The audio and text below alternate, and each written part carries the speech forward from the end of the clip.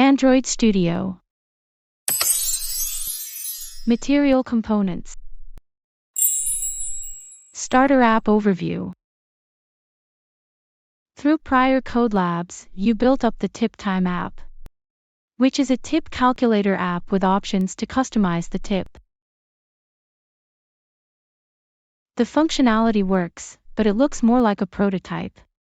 The fields aren't quite lined up visually.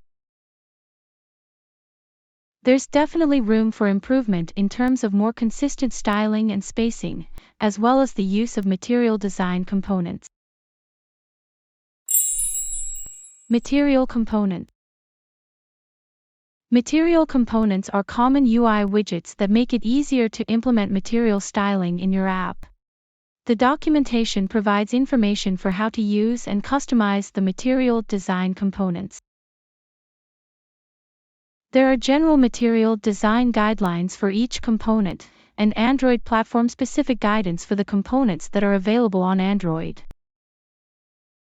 It's recommended to use material components whenever possible, as opposed to the non-material widgets.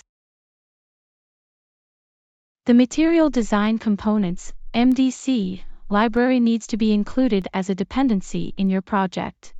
In your app's build.gradle file, make sure this dependency is included with the latest version of the library.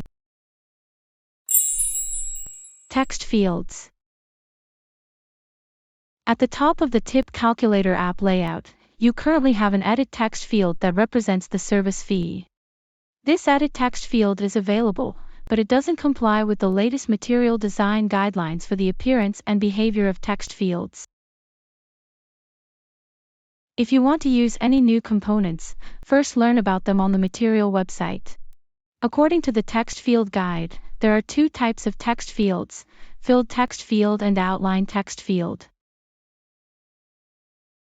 To create the text field shown above, use Text Input Layout and Text Input Edit Text that comes with the MDC library. 1. With the TipTime app open in Android Studio, go to the activity_main.xml layout file. This file should contain a constraint layout that uses the tip calculator layout. 2. To see an XML style example for a material text field, please go back to the Android guide for text fields. You should see these code snippets.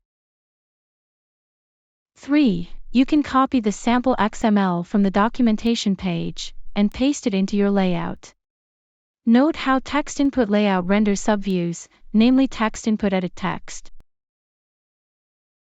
4. Add vertical and horizontal constraints to the text field, in order to reasonably position the text field within the parent constraint layout.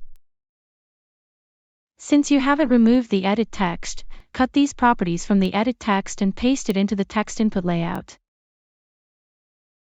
5. Make sure that the text input edit text element has all the appropriate properties.